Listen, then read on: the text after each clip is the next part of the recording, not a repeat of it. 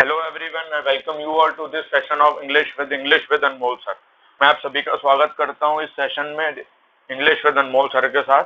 जैसे आप जानते हैं कि हम इंट्रोडक्टरी सीरीज चला रहे हैं, introductory session of basics of English grammar. जैसे कि आप जानते हैं कि इसके रिलेटेड हमारी दो क्लासेस हो चुकी हैं, जिसमें पहली क्लास में मैंने आपको थोड़ा सा टॉपिक्स के बेसिक बताए थे और मैंने आपको बेसिक पार्ट्स ऑफ स्पीच समझाई थी। दूसरी क्लास में हमने क्या किया था, हमने बेसिक इंग्लिश स्ट्रक्चर्स के बारे में बात की थी। जैसा कि आप देख पा रहे हैं, एक स्ट्रक्चर को पहले हमने इंग्लिश और हिंदी में कंपैरिजन किया, फिर हमने दूसरे स्ट्रक्चर को इंग्लिश और हिंदी में उसका कंपैरिजन किया, जिसमें हमने पहले स्ट्रक्चर में सिर्फ हमारी मेन वर्ब और ऑब्जेक्ट थे। सेकंड जो हमारा सबसे बेसिक स्ट्रक्चर था, उसमें हमारे हेल्पिंग वर्ब और मेन वर्ब थी। हेल्पिंग वर्ब और मेन वर्ब थी, जैसे हिंदी में होता है वैसे ही इंग्लिश में होता है, बस स्ट्रक्चर में थोड़ा सा डिफरेंस है। तो वो मैंने आपको एक बार थोड़ा सा आपको कंपैरिजन करा दी, जिससे आपको अच्छा पता चल पाया, इसको इजीली डिफरेंशिएट कर पाए। अगला मैंने आपको बताया था how to identify subject and object. जैसे आप देख पा रहे हैं, थोड़ा सा बस ब्रीफ कर रहा हूं मैंने आपको बताया था लिविंग ऑब्जेक्ट के लिए हम whom लेंगे और नॉन लिविंग के लिए हम what लेंगे। तो अब देखिए, जैसे इसमें था कि जैसे हम एक सेंटेंस लेते हैं, Rohan helped me for example, तो हु हेल्प्ड मी, आंसर क्या आएगा, रोहन हेल्प्ड मी। तो जैसे बोलूंगा मैं ऑब्जेक्ट को ढूंढने के लिए, रोहन हेल्प्ड हुम, रोहन ने किसकी मदद करी, रोहन हेल्प्ड मी, रोहन ने मेरी मदद करी। तो चलिए अगला हम बताते हैं सब्जेक्ट और ऑब्जेक्ट क्या क्या बन सकता है। ये आज हमारी इस पार्ट में चलेगा। कई लोगों को उसमें इशू हो सकता है कि सर सब्जेक्ट और ऑब्जेक्ट क्या क्या बन सकता है, तो वही उसमें फिर हमने ये ले लिया, व्हाट कैन बी सब्जेक्ट और एन ऑब्जेक्ट। सब्जेक्ट और ऑब्जेक्ट क्या क्या बन सकता है। अब देखिए, इसमें हमने पॉइंट्स क्या लिए हैं। नाउन है हमारा यहाँ पे, प्रोनाउन है हमारा, फिर यहाँ पे नाउन इक्विवेलेंट है। नाउन इक्विवेलेंट में हमारी कई सारी चीजें आ जाती हैं, तो भी हम थोड़ा सा उसके जो बेसिक पॉइंट्स होंगे सिर्फ उसी पे ये भी हम बात करेंगे। बाकी आगे आने वाले टॉपिक्स में जब हम डिटेल में पढ़ेंगे, तब मैं अगर आपको कहीं अगर होंगे चीजें, तो मैं आपको थोड़ा बहुत गाइड करके बता दूंगा कि थोड़ा सा वहां पे एक बेसिक इंसाइट देके कि आपको जैसे पॉइंट्स समझ आ जाएंगे। अब देखिए, जैसे नाउन है, नाउन क्या क्या बन सकता है वो देखते हैं शॉर्ट में। प्रोनाउन क्या क्या बन सकता है शॉर्ट में, वो भी हम देखेंगे। नाउन इक्विवेलेंट क्या बन सकते हैं वो भी अभी हम देखेंगे। अब देखिए, अब टॉपिक है सब्जेक्ट ऑब्जेक्ट।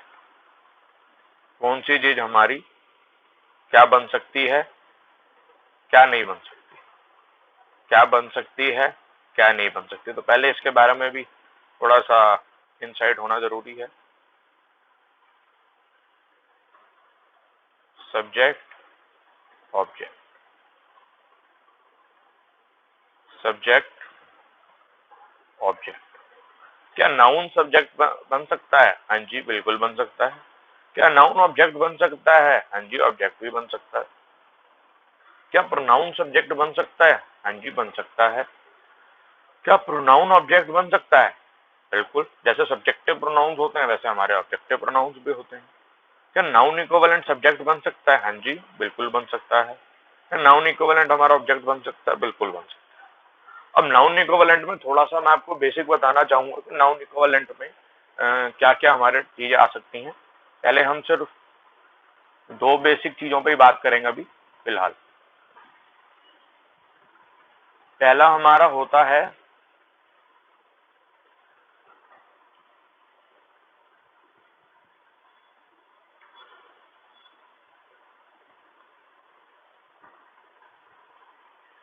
जेरंड। एक हमारा नाउन इक्विवेलेंट होता है। नाउन इक्विवेलेंट का मतलब क्या होता है? नाउन इक्विवेलेंट मतलब जो नाउन के समान जो हो।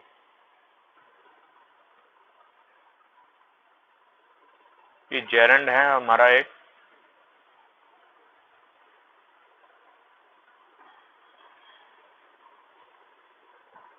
इन्फिनेटिव है।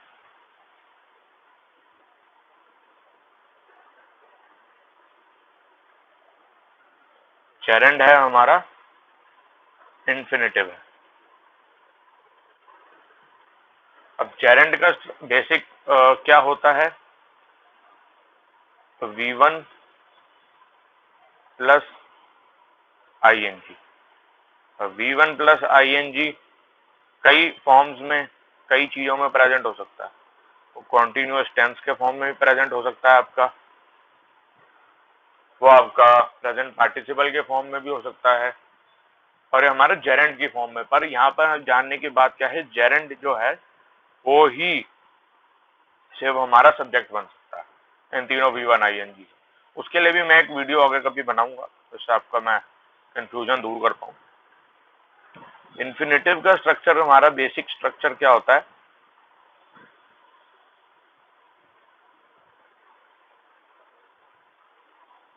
Two plus V1, two plus verb की फर्स्ट फॉर्म, ये है हमारा बेसिक चीजें। नाउन इक्विवेलेंट और जैसे मैंने आपको बताया टॉपिक्स आएंगे तो मैं आपको बताऊंगा, प्लीज आप इनको थोड़ा नोट कर लें पॉइंट।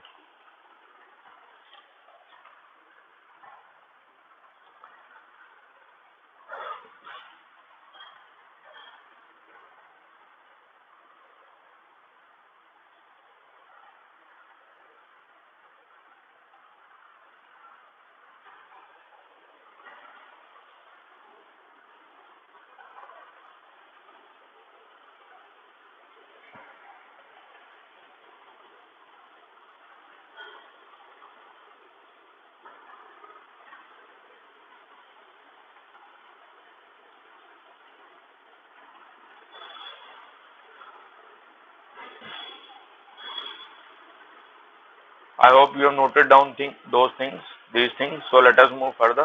मुझे आशा है आपने पॉइंट्स को नोट कर लिया होगा और समझ गए होंगे। चलिए आगे बढ़ते हैं। अरे हाँ, यहाँ एक चीज मैं आपको बतानी भूल गया कि जेरेंड हमारा सब्जेक्ट भी बन सकता है और हमारा ऑब्जेक्ट भी बन सकता है। यहाँ पे भी अगर हम थोड़ा सा डीप में बात करें तो ये हमारा सब्जेक्ट भी बन सकता है और ऑब्जेक्ट भी। Same is the case with infinitive also. Infinitive can also be the subject and it can be the object. Please अगर आप इसे भी नोट करना चाहें तो आप नोट कर सकते हैं please.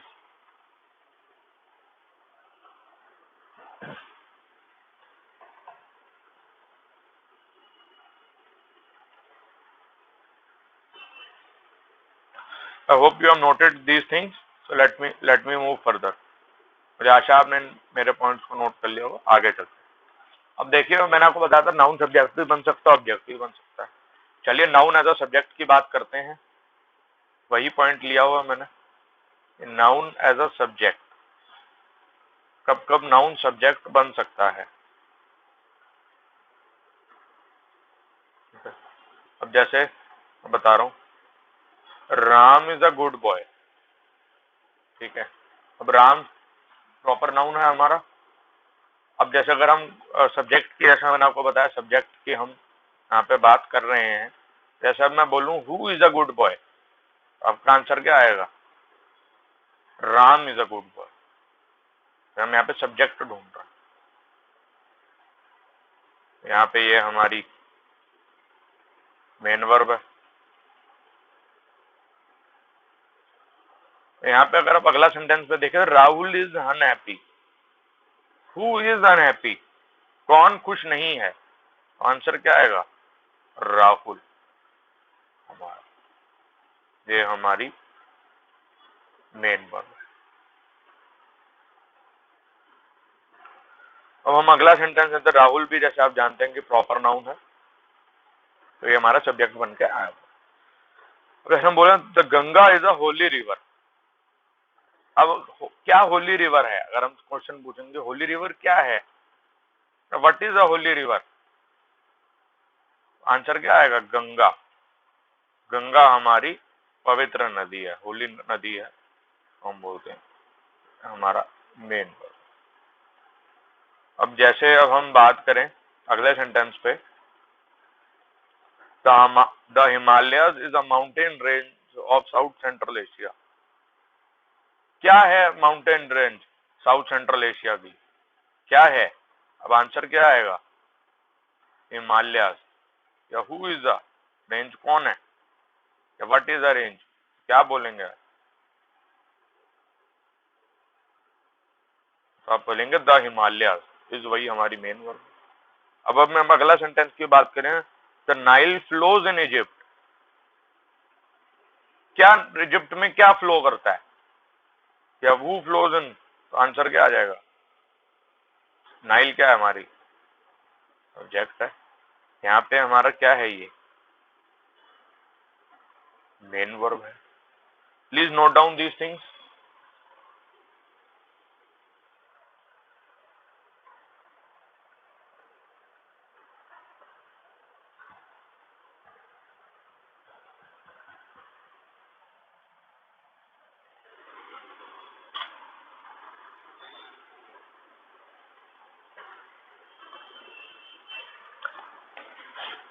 I hope you have noted down these points, so let me move further.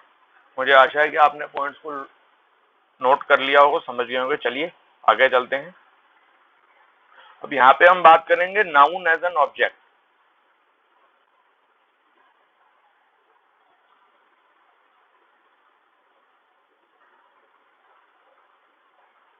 बात कर रहे हैं, मैंने आपको बताया नाउन एज एन ऑब्जेक्ट।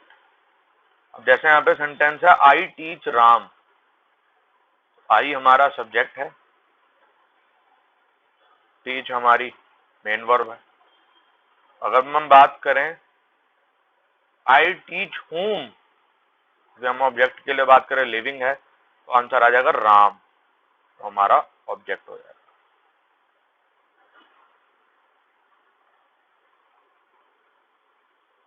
यहाँ पे आई क्या है, सब्जेक्ट है, लाइक क्या है, मेन वर्ब है। अब मैं यहाँ पे क्वेश्चन पूछूंगा आई लाइक व्हाट, आंसर क्या आ रहा है, I like his kindness. Kindness क्या होती है, एब्स्ट्रैक्ट नाउन आपका, भाववाचक संज्ञा जिसको हम कहेंगे। तो capital of West Bengal is Kolkata, ये हमारा सब्जेक्ट है, ये हमारी मेन वर्ब है। अब यहाँ पे पूछें the capital of West Bengal is what, क्योंकि कोलकाता एक सिटी है, एक नॉन लिविंग चीज है, तो आपका आंसर क्या आ जाएगा, कोलकाता प्रॉपर नाउन है, सिटी का नाम। प्लीज पॉइंट्स को नोट कर लीजिए।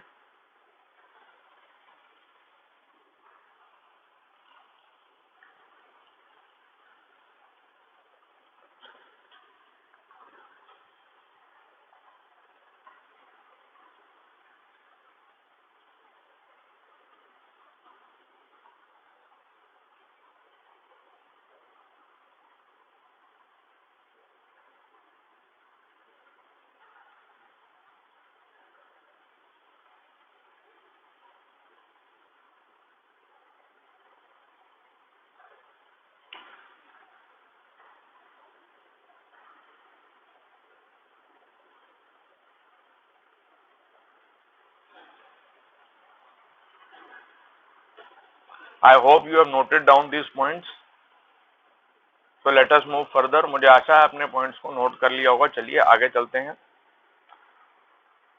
चलिए